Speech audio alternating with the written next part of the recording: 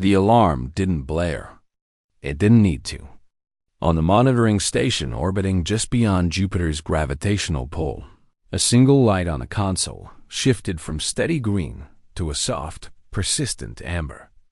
No sirens, no shouting.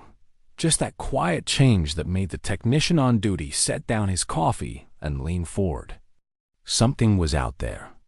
Something that shouldn't be dotted at first. The readings made no sense. A mass signature appeared where empty space should have been, but it carried no heat bloom, no engine radiation, no debris trail. It simply existed, as if someone had reached into the fabric of the solar system and placed an object there with careful hands.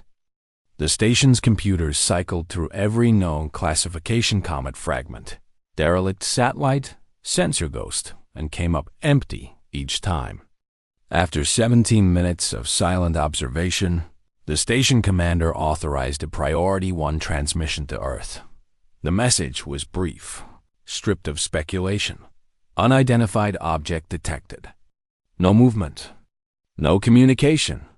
Awaiting instructions. Down on Earth, in command centers buried deep beneath mountains and shielded by layers of rock and steel, the message landed like a stone in still water. Conversation stopped. Screens lit up with the same data stream. For a long moment, no one spoke. They had trained for this moment in simulations for decades' first contact scenarios, invasion protocols, peaceful greeting procedures, but nothing in the drills had prepared them for the sheer quiet of it. No demands. No threats. Just presence. The decision came quickly. Activate Leviathan. Leviathan had never been meant for war, not really. It was built during the great asteroid scare of the 20s. 3-kilometer-long vessel of reinforced alloy and experimental shielding, designed to nudge planet killers off course with gentle, sustained thrust. But as tensions rose on Earth, weapon systems were added. Railgun arrays along its spine. Plasma projectors capable of shearing through metal like paper. It became humanity's single most powerful warship, a floating fortress that everyone hoped would never need to fire a shot. Now it stirred from its orbital dock, engines humming to life with a vibration felt through the bones of every crew member aboard. Inside Leviathan's command deck, the atmosphere was thick with a strange mixture of fear and wonder. Screens showed the approaching object in increasing detail as they closed the distance. It wasn't a ship as anyone understood ships. No visible seams, no running lights, no obvious propulsion system. Its shape shifted slightly as they watched, not moving through space, but seeming to redefine its own geometry in slow, deliberate pulses. One moment it appeared angular, all sharp edges and impossible corners. The next, it flowed into smooth curves that hurt the eyes to follow. It hung in the blackness near Jupiter's swirling clouds like a question mark, written in starlight. Then came the signal. It wasn't radio. It wasn't laser. It was something else entirely, a pattern of energy that bypassed normal receivers and registered directly in the ship's quantum sensors. At first, it looked like noise. Then the science team recognized the pattern. Prime numbers. 2, 3, 5, 7, 11. A universal constant. A hand reaching out in the dark, saying, "We understand mathematics. Do you?" The crew held their breath as the sequence continued, growing more complex. The primes wove together into harmonic frequencies, layering over one another like voices in a choir. The ship's AI, trained on every known language and data structure, struggled to parse the meaning. Then it found it. The harmonics weren't random. They formed a three-dimensional map not drawn on a screen, but constructed in data space, rotating slowly for anyone who could see it. Our solar system. Earth highlighted.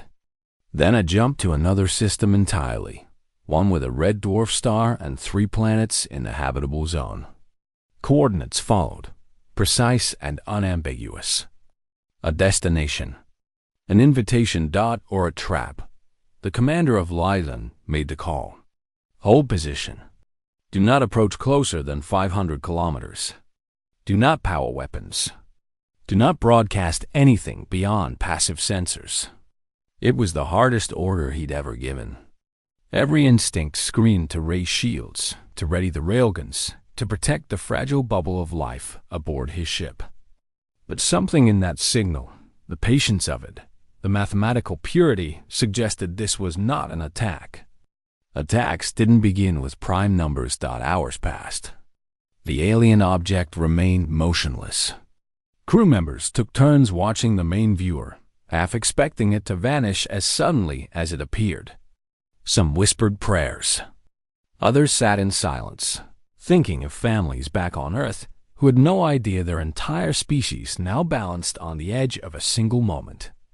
A junior technician, no older than 20, found herself crying quietly at her station, not from fear, but from the overwhelming weight of being alive at this exact second in human history.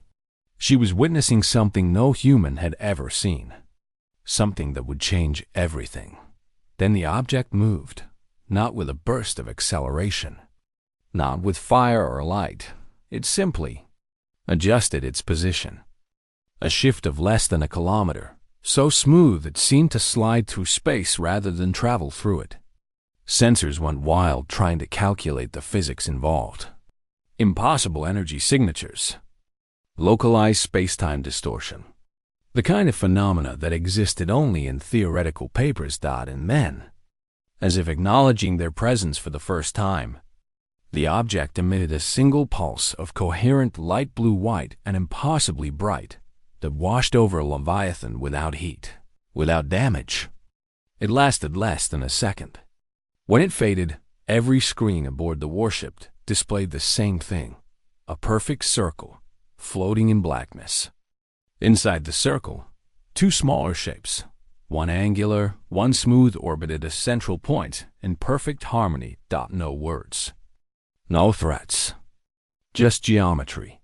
Just relationship. In that moment, standing on the bridge of humanity's greatest warship, surrounded by weapons capable of ending civilizations, the commander understood something that would haunt him for the rest of his life.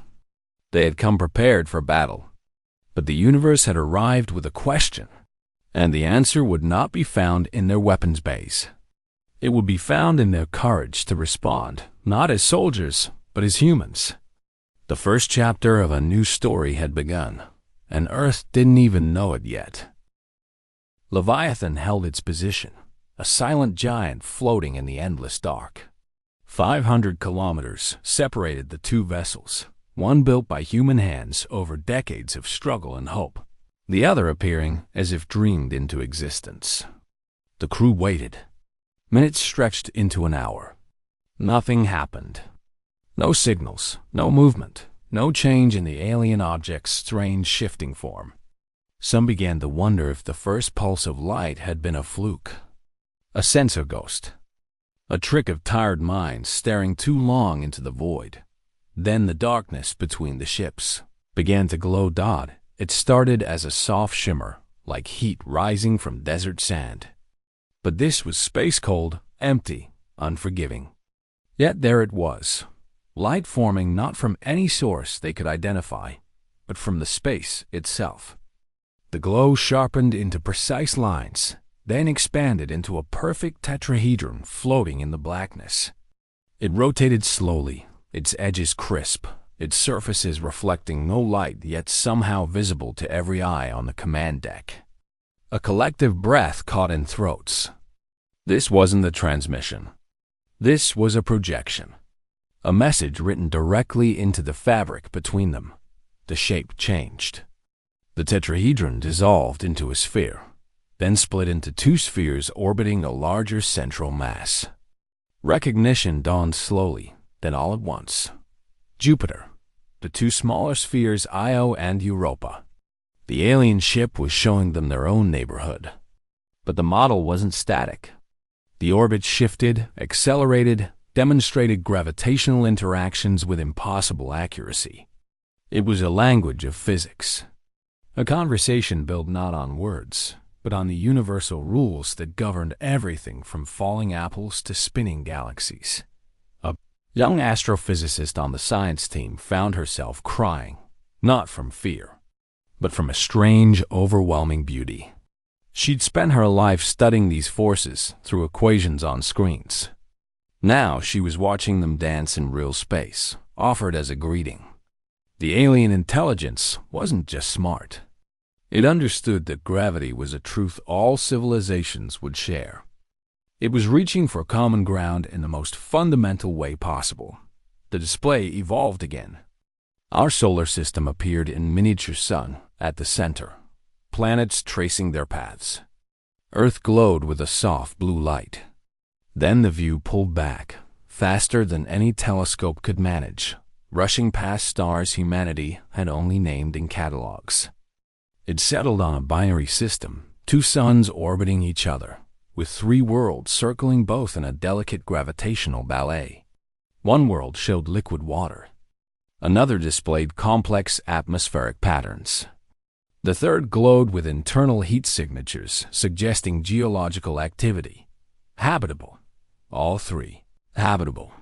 The final projection made every person on the bridge lean forward. Two ships roughly shaped like Leviathan and the alien vessel moved together through space. They approached a gas giant similar to Jupiter. Instead of hostility, they entered synchronized orbit, matching rotation, matching velocity, moving as one.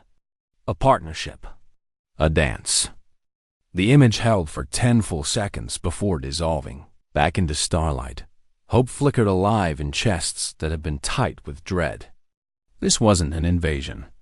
This felt like an introduction. Then the sensors screamed. Not an alarm. Not a weapon lock. But a cascade of new readings blooming at the very edge of Jupiter's influence. 7 of them. 8 including the one already before them. The crew's relief shattered into fresh tension. Hands drifted toward consoles. Eyes darted to weapon status displays. 7 more. 7 more ships of unknown capability appearing without warning. The math changed instantly. 1 ship might be a scout. 8 ships looked like an armada, but the newcomers did nothing. They simply hung in space, forming a perfect 7-pointed shape around the gas giant. No weapons charged. No aggressive maneuvers. They just watched. Or waited. The distinction mattered more than anything in that moment. The original alien vessel pulsed again. This time, the light wasn't gentle. A rapid cascade of crimson washed across Leviathan's hull, not burning, not damaging, but unmistakably urgent. The color of warning, or emphasis, or sorrow. Human eyes couldn't tell which. The light faded, leaving behind a deep unease that hadn't been there before. Silence returned to the bridge, heavier now. The beauty of the light language remained, but it was shadowed by the 7 new presences. 1 ship offering geometric poetry felt like a miracle. 8 ships surrounding humanity's only deep space warship felt like a calculation. Were they witnesses to a peaceful meeting?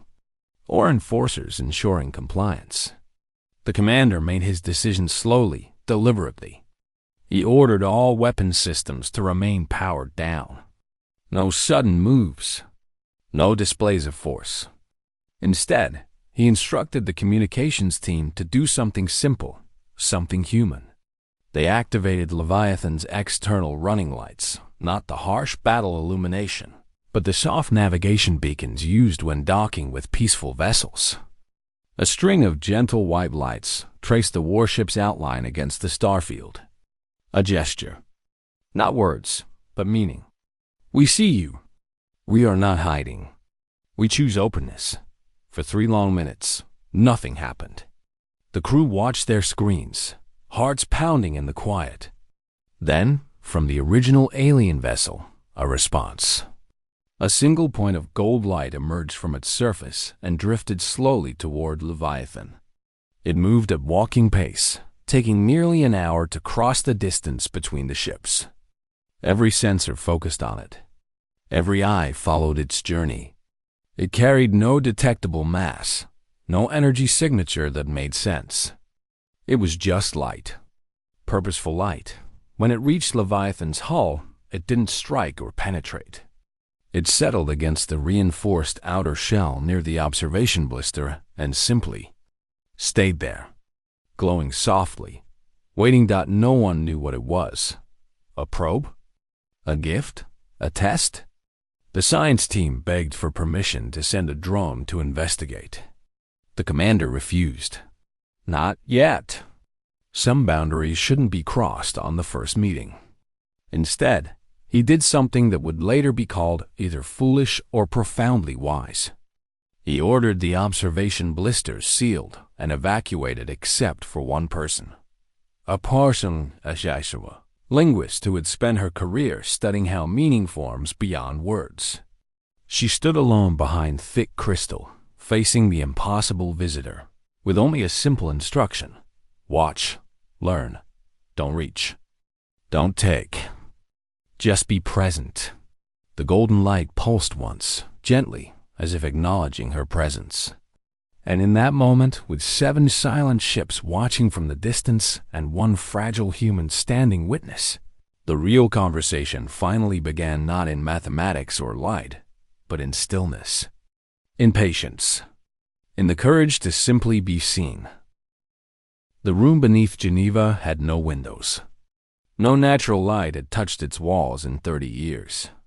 12 people sat around a circular table of dark, polished stone, their faces illuminated only by the soft blue glow of the central display. Above them, suspended in holographic clarity, hung the feed from Leviathan, a silent warship, facing something that defied understanding. The air smelled of coffee gone cold and the faint metallic tang of recycled air. No one had slept in 18 hours. At first, the debate followed familiar lines. The representative from the Eastern Bloc leaned forward, knuckles wide on the table's edge. We show weakness now. We invite conquest. Power up every weapon on that ship. Make them understand we will not be taken. His voice carried the weight of old wars, of borders drawn in blood and never forgotten. Across from him, the Western delegate shook her head slowly. First contact protocols exist for a reason. We fire one shot, just one, and we tell the entire galaxy that humanity solves problems with violence. Is that our introduction to the cosmos? A bullet? The argument spiraled quickly. Old alliances resurfaced. Old suspicions. Someone mentioned resource rights. Another warned of technological theft. A third suggested quarantine. The alien vessel should be contained, studied, never allowed near Earth. The words flew across the table like sparks from a grinding wheel. Each one sharp, each one born of fear dressed as reason. They were preparing for a war that might not even be coming, simply because war was the only language their history had taught them well. Then the feed from Leviathan changed. The commander's voice came through, calm but carrying an edge of something none of them could name. We're receiving a new transmission. It's us. The main display shifted. Grainy black and white footage appeared not from their archives, but reconstructed with impossible clarity. A man in an old-fashioned suit stood before a microphone in what looked like a radio studio from the 1930s. His voice crackled through speakers, speaking in a language most at the table didn't understand. But they recognized the tone, urgency, passion, the raw energy of a species, finding its voice across invisible waves. Then, the transmission shifted. The same speech played again, but underneath the words, woven into the static between syllables, came something else.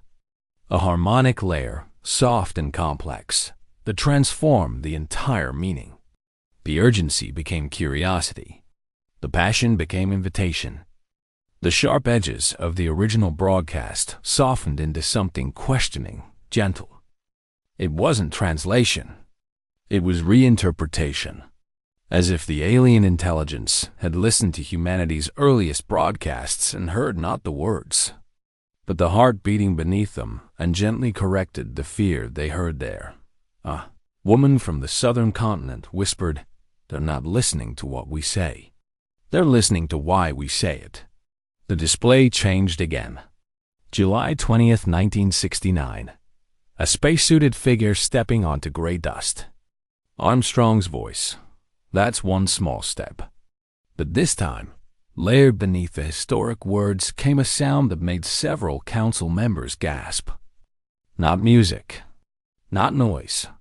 Something deeper, a resonance that bypassed the ears and settled directly in the chest. It carried the feeling of that moment, the dizzying wonder of seeing your entire world as a blue marble in blackness, the terror of being so far from home, the fragile hope that maybe, just maybe, we could reach beyond ourselves. The aliens hadn't just recorded the event. They had captured its emotional truth and sent it back. Amplified. Another clip followed. A child's voice from an early international broadcast, singing a simple folk song across borders that adults had built walls upon. The aliens returned it with the innocence intact but deepened, layered with what analysts would later call resonant signatures of pure, uncomplicated joy. No agenda, no politics. Just a child's voice, and the universe reflecting back its beauty. The room fell silent, not the tense silence of disagreement, not the waiting silence before a decision. This was different. This was the silence of realization dawning slowly, painfully, beautifully. They had been so focused on weapons and shields, on threat assessments and tactical advantages, that they'd missed the most important detail of all. This wasn't a military assessment. The aliens weren't scanning Leviathan's hull thickness or calculating railgun velocity. They weren't interested in humanity's weapons capacity or economic output. They were listening to radio broadcasts from 80 years ago. They were analyzing the emotional texture of a moon landing. They were studying a child's song. They were assessing a species. The Eastern delegate slowly leaned back in his chair. The tension left his shoulders. He looked not at his rivals across the table, but at the display, showing that impossible ship hanging quietly near Jupiter. His voice, when it came, was barely a whisper. "All this time, we thought they were judging our strength, but they're judging our heart." The Western delegate reached out and placed a hand on the table between them, not a gesture of agreement. Not yet, but a recognition of shared ground. They've heard our wars, our speeches, our music, our fear, and they're not attacking. They're responding, trying to show us how we sound to the universe. A scientist who had been silent most of the meeting finally spoke. "We keep asking what they want. Maybe the question is wrong. Maybe they're not here to take anything. Maybe they're here to see if we're ready to give something." The room stayed quiet for a long time after that. The old arguments about weapons and borders and resources suddenly felt small, childish, like squabbling over sandcastles while the ocean stretched endlessly before them. On the display, Leviathan floated peacefully. The alien vessel remained still. 7 other ships watched from the distance. And in that underground room, 12 human beings, their faces lined with fatigue and dawning wonder, understood for the first time that the most dangerous weapon they possessed wasn't on Leviathan's hull. It was the choice they would make next. Fear or curiosity, walls or bridges. The aliens hadn't come to test humanity's firepower. They had come to test its character. And the test had already begun. The 7 new ships moved with a grace that defied physics. They didn't accelerate or fire engines. They simply appeared in new positions, sliding through space like stones skipped across water. Within minutes, they formed a perfect 7-sided shape around Jupiter, each vessel holding its place with impossible precision. Leviathan's sensors strained to understand what they were witnessing. No energy weapons charged. No shields flared. Instead, the ships began emitting a low-frequency pulse, gentle, rhythmic, almost like a heartbeat. Then Jupiter itself began to change. The gas giant's swirling clouds shifted subtly, bands of orange and white rearranging themselves into delicate spiral patterns. But the real transformation happened in the planet's magnetic field.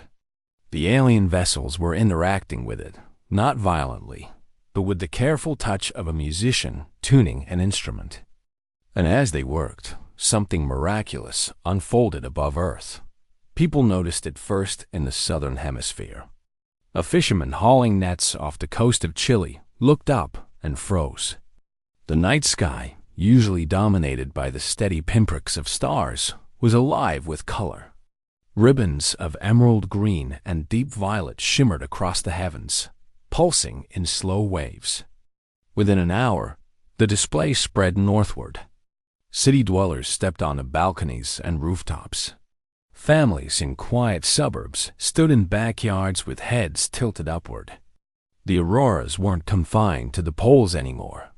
They danced across the entire planet over deserts, oceans, mountains painting the sky with light no human had ever seen. Billions watched. Phones raised not to record, but simply to bear witness.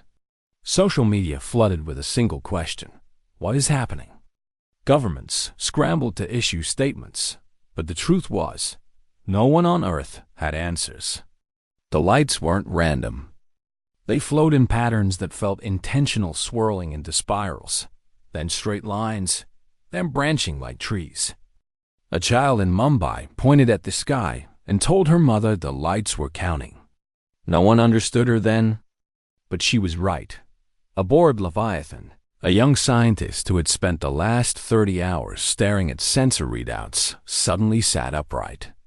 Her fingers flew across her console, pulling data streams from Earth-based observatories and cross-referencing them with the light, patterns still playing out between the ships. Her breath caught. She called her supervisor over, voice trembling not with fear, but with dawning wonder. "It's the primes," she whispered. "They're using the auroras to show us the same sequence from the first contact, but expanded. Look."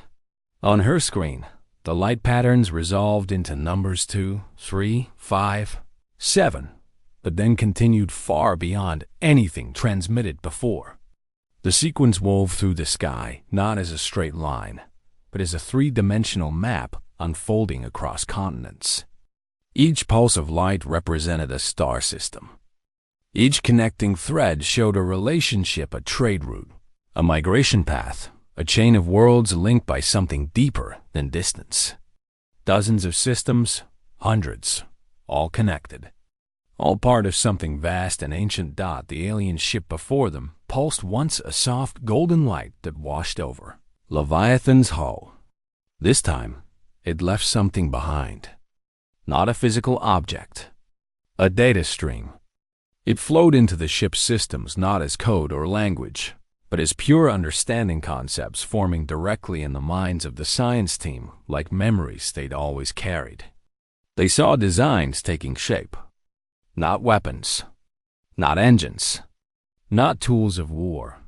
Atmospheric processors, machines capable of scrubbing carbon from skies, of restoring balance to overheated oceans, of healing worlds damaged by their own inhabitants. The designs were elegant, almost simple, using principles humanity had glimpsed in theory, but never mastered in practice. They required no rare minerals, no destructive mining, no sacrifice of one ecosystem to save another. They worked with nature, not against it. And they came with something even more precious than the blueprints themselves: proof. Star maps showing worlds once choked with smoke and poison, now green and vibrant centuries later. The aliens weren't offering a quick fix. They were offering a path forward, one they had walked themselves long ago. The transmission from Geneva came through crackling with raw emotion. The council chamber, once divided by old arguments, now held a different kind of tension. Not the sharp tension of conflict, but the heavy tension of a choice too large to comprehend. One representative spoke for all of them when he said quietly, "They know about our climate crisis. They've known for decades, listening to our broadcasts. And they didn't come to lecture us. They came with a gift. But gifts from strangers carry weight." A scientist on the council raised the question hanging in every mind. What do they want in return? No civilization gives away technology that changes everything without expecting something back. The silence that followed was filled only by the soft hum of the conference room's air circulation. Then another voice, older, weathered by decades of difficult decisions. What if the price isn't something we give them? What if the price is something we become? The truth settled over them slowly. Accepting this knowledge meant admitting humanity wasn't alone. It meant surrendering the illusion that Earth's problems belonged only to Earth. It meant stepping onto a stage where other civilizations watched, not with weapons drawn, but with quiet judgment. Rejecting the gift meant staying safe, staying isolated, staying small. It meant telling the universe that humanity preferred to solve its own problems, even if solving them meant failure. On Leviathan, the commander made his choice before Earth's leaders could finish their debate. He ordered the ship's external lights to form a pattern, the simplest acknowledgement he could imagine. A single circle of soft white light, pulsing once. A yes, not a surrender. Not a declaration of allegiance. Just an openness to learn. The alien vessel responded immediately. The auroras across Earth's sky shifted one final time. The complex star maps dissolved into a single, powerful image visible from every continent. A seedling pushing through cracked Earth toward a rising sun. No words accompanied it. None were needed. The message was clear in every human heart that witnessed it. Growth is possible. Healing is possible. You are not too far gone. And in that moment, watching impossible colors paint their shared sky, billions of people understood something deeper than politics or borders. They were being offered not salvation, but partnership. Not a handout, but a hand up. The real test wasn't whether humanity could build the machines in the blueprints. The test was whether they could build the trust required to use them wisely. The aliens hadn't come to save humanity. They had come to see if humanity was ready to save itself, with a little help from friends it never knew it had.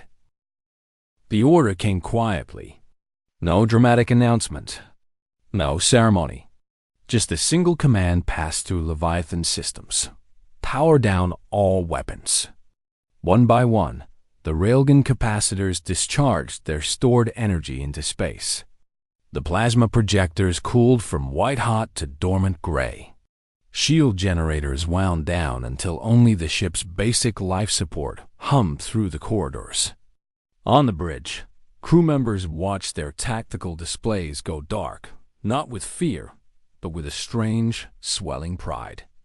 They were lowering their swords not in surrender, but in trust. And they broadcast the entire sequence using the same light language the aliens had taught them, a slow, deliberate dimming of hostile systems, replaced by the gentle pulse of navigation beacons. A message written in action, not words. We choose to meet you without fear. For 3 hours. Nothing happened. The alien vessel remained motionless. The 7 others held their positions around Jupiter like silent sentinels. Inside Leviathan, tension coiled tight in every chest. Had they made a terrible mistake? Had vulnerability been seen as weakness? Some crew members closed their eyes and thought of home, of ordinary mornings with coffee and sunlight, of children laughing in parks, of all the fragile beauty they might have just endangered by disarming. Others stood at viewports, watching the impossible ship hang in the blackness, wondering if this was how humanity's story ended not with a bang, but with a quiet miscalculation born of hope. Then the alien ship moved. It didn't accelerate. It simply closed the distance 500 kilometers, shrinking to 100, then 50, then 10, until it rested just meters from Leviathan's main observation blister. Through the thick crystal, The crew saw no hull plating, no seams, no visible machinery. Only a surface that flowed like liquid mercury, shifting constantly, yet holding perfect form. And as they watched, that surface began to reflect, not their faces, not the warship behind them, but scenes from Earth's long memory. A library burning in Alexandria, scrolls turning to ash in orange flames. A soldier in a muddy trench offering water to a wounded enemy. A woman planting an oak sapling in scorched earth after a wildfire. Children from different continents meeting for the first time, hesitant hands reaching out, then clasping in friendship.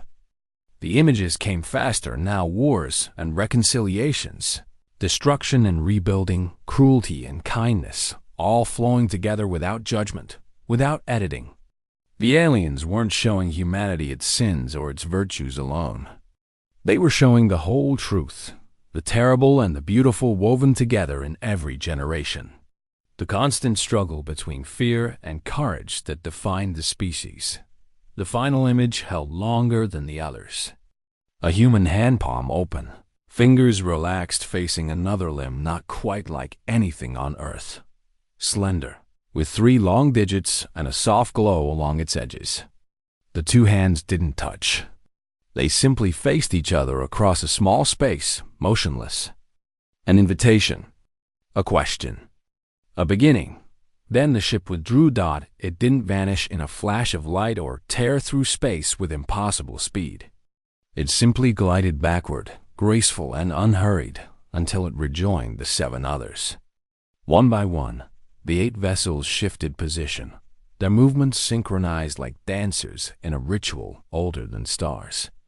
They formed a circle around Jupiter for exactly 7 seconds. Then, as quietly as they had arrived, they were gone. No explosions. No distortions. Just empty space where impossible things had been moments before.